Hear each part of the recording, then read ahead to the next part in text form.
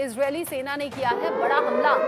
नसरल्ला के उत्तराधिकारी को निशाना बनाया है। इस हमले में हाशिम सैफुद्दीन के भी मारे जाने की अभी खबर मिल रही है सूत्रों के हवाले से, क्योंकि नसरल्ला के बाद में हाशिम सैफुद्दीन को ये जिम्मेदारी दी गई थी, लेकिन अब उसके भी मारे जाने की खबर है। नसरल्ला के उत्तराधिकारी को निशाना बनाकर इजरायल ने किया है ये बड़ा हमला। कर्नल सिरोही, यहाँ जिस तरीके से पहले गाजा में बड़ी तबाही नरसंहार देखा गया, हमास के खात्मे को लेकर आईडीएफ लगातार आगे बढ़ती रही। ऐसा लग रहा है कि हिजबुल्लाह के खात्मे के लिए भी ऑपरेशन इसी तरीके से लंबा खींचने वाला है। पहले नसरल्ला और अब हाशिम सैफुद्दीन के भी मारे जाने की खबर है। रचना जी, सबसे पहले तो मैं ये बताऊंगा आपको कि ये जो हमास के साथ हुआ है वही हिजबुल्लाह के साथ होने वाला है। और इनकी इजराइल बिल्कुल क्लियर अपनी जो स्ट्रेटेजी में, उनकी स्ट्रेटेजी ये है कि पहले लीडरशिप को ख़त्म करो, और लीडरशिप के साथ साथ अगर लीडरशिप ख़त्म होती रहेगी तो जो टेररिस्ट ऑर्गेनाइजेशन है उसका डिमोरलाइज हो जाएंगे। वो जो नीचे टेररिस्ट है वो डिमोरलाइज होंगे। इसी वजह से आप देखोगे पहले नसरुल्लाह को मारा और अब हाशिम सैफुद्दीन को मार दिया, और इसके बाद अगर जो भी आएगा उसको भी मारा जाएगा। अब ये जो तबाही है जो गाजा में हुई थी, ये तबाही अब बैरूत में बढ़ती जा रही है। और पिछले कुछ दिनों में आप देखोगे तकरीबन 700-800 आदमी वहाँ पे सिविलियंस भी मारे गए हैं, क्योंकि वहाँ पे जो हिजबुल्लाह के जितने बेसिस हैं, ये चाहे हमास हो चाहे हिजबुल्लाह हो, ये टेररिस्ट ऑर्गेनाइजेशन जितनी भी हैं, ये अपना जो भी सामान है, लड़ाई का सामान है, इनके वेपन सिस्टम है, वो सारे के सारे सिविलियन बिल्डिंग्स के अंदर जो है पार्किंग में रखते हैं। अब जब जरूरत पड़ती है उनको बाहर निकाल के फायर करके वापस चले जाते हैं। ये इजराइल को पता है, तो इसलिए आप देखेंगे कि जो भी टारगेट लिए जाते हैं वो ज़्यादातर जो सिविलियन बिल्डिंग्स होती हैं, और उसमें जो सिविलियन बिल्डिंग्स के ऊपर अटैक होगा तो ऑब्वियसली ये देखा जाएगा कि सिविलियंस के ऊपर जो है नुकसान होगा। और आप देखेंगे बैरूत में जो अभी बमबारी की है, ये स्ट्राइक की है, वो पार्लियामेंट से थोड़ी दूर है। उनका जो यूएन हेडक्वार्टर्स है उसके बिल्कुल पास है, उनका जो प्राइम मिनिस्टर का जो रेजिडेंस है उसके पास है। तो अब आप देखें कि इसमें जो है ये लड़ाई और बढ़ने वाली है। और ये जो ईरान ने 180 जो मिसाइल्स मारी हैं, इसका जो उसको बहुत बड़ा हर्जाना देना पड़ेगा। अभी आप देखेंगे कुछ ही दिनों में या कुछ ही घंटों में इजराइल स्ट्राइक करने वाला है, और हो सकता है वो न्यूक्लियर साइट्स के पे ना स्ट्राइक करे, क्योंकि मेरे को नहीं लगता अमेरिका उसको परमिट करेगा कि वो न्यूक्लियर साइट्स पे हमला करे। पर यस, जो उनकी ऑयल साइट्स हैं जितनी, उनके ऊपर हमला होगा, क्योंकि ईरान का तो ज़्यादातर जो है वो ऑयल के ऊपर है, और उसका जो असर भारत में ऑलरेडी दिखने लगा है। शेयर मार्केट गिर गई है, बाकी जो चबार पोर्ट के अडानी के जो शेयर्स हैं वो गिर गए हैं, फार्मास्यूटिकल कंपनीज के जो शेयर हैं वो गिर गए हैं।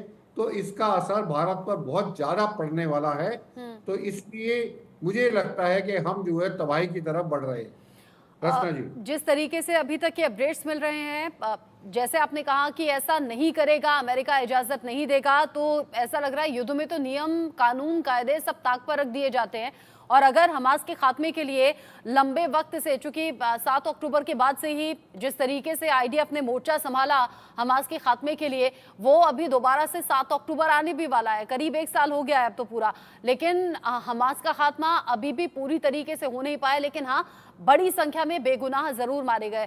अरविंद सिंह तेजावत जी, क्या अभी ये हाल लेबनान में देखने वाले हैं हम?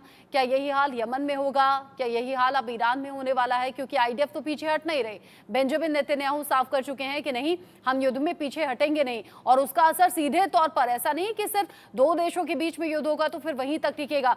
जिन देशों में युद्ध होता है वो तो कई दशक पीछे चले जाते हैं, और उसका असर बाकी देशों पर भी होता है। रचना जी, आपसे मेरी अक्सर बात होती रही है इसी चैनल के माध्यम से, और आपने खुद कई बार कहा है कि हमास या हिजबुल्लाह या ये सारी जो चीज़ें हैं वो एक सोच है, और सोच को कभी भी ख़त्म नहीं किया जा सकता है।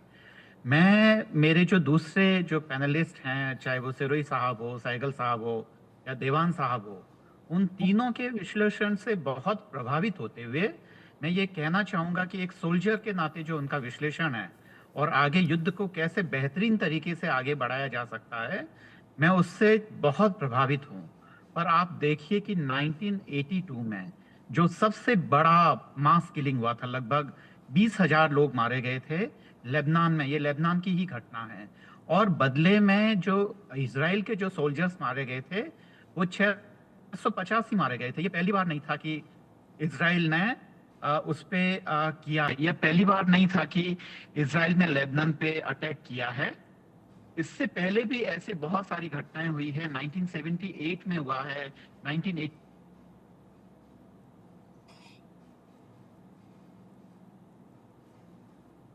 अरविंद जी,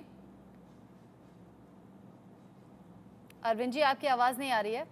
शायद आपसे जो संपर्क है हमारा वो टूट गया है, डिस्कनेक्ट हो गए हैं आप। अब हम दोबारा कनेक्ट करने की कोशिश करेंगे। जिस तरीके से आपने बताया कि ये जो युद्ध की स्थिति है ये और ज़्यादा भीषण होगी। जब जब दो मुल्कों के बीच में युद्ध होता है तो फिर ऐसा लगता है कि सैकड़ों साल पीछे चले गए हैं। और फिर ऐसा नहीं है कि दो देशों के बीच में युद्ध हो तो वो असर वहीं तक रहे, वो फिर बाकी देशों पर भी असर डालता है, और जिसका सीधा सीधा असर पीके सहगल सर दिखने लगा है। क्रूड ऑयल की कीमतें बढ़ गई हैं। यानी एक तरफ तो हम विकास के रास्ते पर आगे चलने की बात करते हैं, हम विकसित देश होने के लिए कोशिशें कर रहे हैं, लेकिन बाकी देशों में जो टकराव है वो हिंदुस्तान पर भी असर डाल रहा है और डालेगा।